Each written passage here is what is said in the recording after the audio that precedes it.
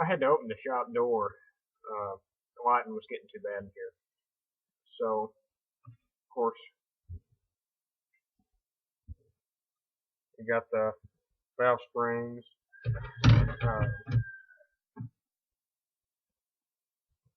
We have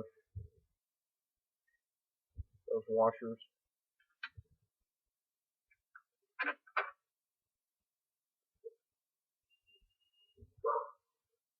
These are the valve spring retainers.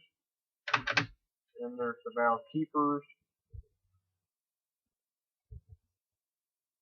And then here is the valves. This is the exhaust valve here. This is the intake